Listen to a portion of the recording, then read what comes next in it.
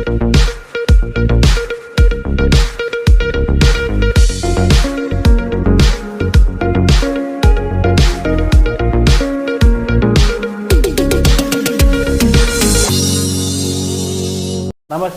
KVC news స్వాగతం. ప్రతిక్షణం సామాన్యుడి పక్షం. నేను మీ చలపతి. నేటి వార్త. జనసేన పార్టీ, తెలుగుదేశం పార్టీ కలిసి పొత్తు పెట్టుకొని మీకు వ్యతిరేకంగా పోటీ చేస్తున్నారు. ఇప్పుడు ఎలక్షన్ చాలా టఫ్ ఫైట్ అని చాలామంది అంటున్నారు. ఈసారి ఎలక్షన్ ఎప్పట్లాగా ఉండబోట్లేదు అన్నది కూడా అన్ని చోట్ల సర్వత్రా వినిపిస్తున్న ఒక మాట. సో జనసేన ఇంపాక్ట్ ఎలా ఉండబోతుంది? First question. దానికి అనుసంధానంగా షర్మిల గారు కూడా ఇప్పుడు ఆంధ్రప్రదేశ్ వచ్చారు, ఇక్కడ రాజకీయం చేస్తున్నారు. సో షర్మిల గారి ఇంపాక్ట్ ఎలా ఉండబోతుంది? రాష్ట్ర వ్యాప్తంగా జనసేన, తెలుగుదేశం, కాంగ్రెస్, షర్మిల గారి నాయకత్వంలో ఇవన్నీ వస్తున్నాయి. ఏమంటారు సార్ మీరు? What you say about this election?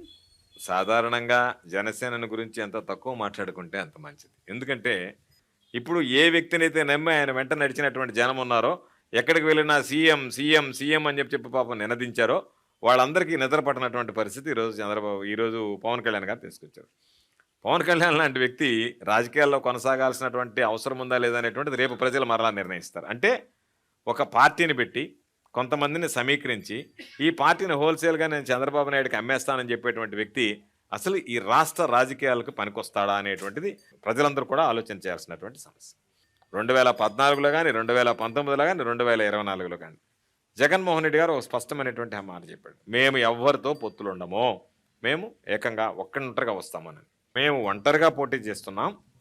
ఒక స్పష్టమైనటువంటి వాగ్దానం, ఒక స్పష్టమైనటువంటి సమాధానం, ప్రతి దాంట్లో ఒక స్పష్టత.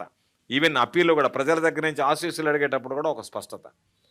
మీ కుటుంబాలకి నా ప్రభుత్వంలో మేలు జరిగింది అని భావిస్తేనే నాకు ఓటు వేయండి అని ఆంధ్ర రాష్ట్ర రాజకీయాల్లో ఒక ముఖ్యమంత్రి స్థాయిలో మొట్టమొదటగా అడిగినటువంటి వ్యక్తి జగన్మోహన్ రెడ్డి గారు.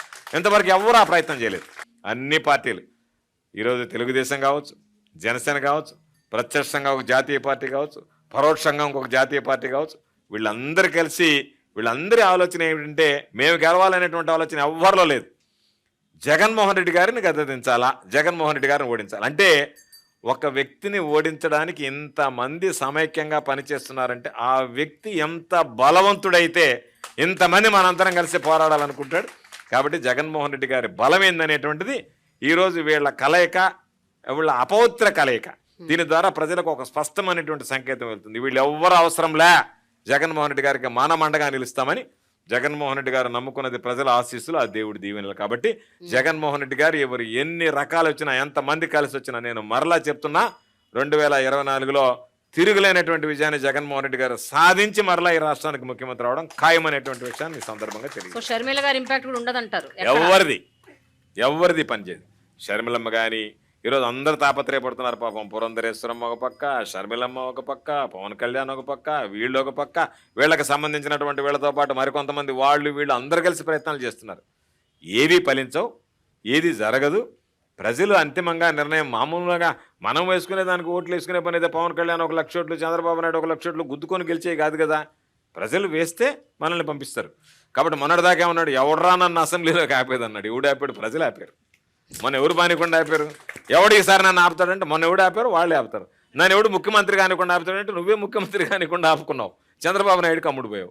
కాబట్టి ఎవడరా నన్ను ఆపుతాడు, ఎవడరా నన్ను ముఖ్యమంత్రిని కానివాడంటే నువ్వు ముఖ్యమంత్రిని కానికుండా చేసుకున్నావు, నిన్ను బానికుండా ప్రజలు ఆపారు. రేపు కూడా నేను ప్రజలు ఆపుతారు. మరలా ముఖ్యమంత్రివి కాలేవు, ముఖ్యమంత్రి కాకుండా నువ్వే ఆ స్థానాన్ని వదులుకున్నావు, ఎమ్మెల్యే స్థానాన్ని ప్రజలు నిన్ను బానికుండా ఆపుకుంటారు. కాబట్టి వీళ్ళ స్లోగన్లో వీళ్ళని గురించి పెద్దగా పట్టించుకోవాల్సినటువంటి పనిలే.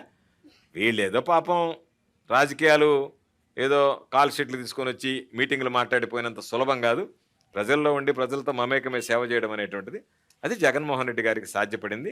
జగన్మోహన్ రెడ్డి గారిని ప్రజలు తిరిగి కోరుకునేటువంటి పరిస్థితులు ఉన్నాయి. ఇంతటితో నేటి వార్త సమాప్తం. మరిన్ని వార్తా విశేషాలతో మీ ముందుకు వస్తుంది KVC news. Until then, signing off, మీ కేవీ చలపతి.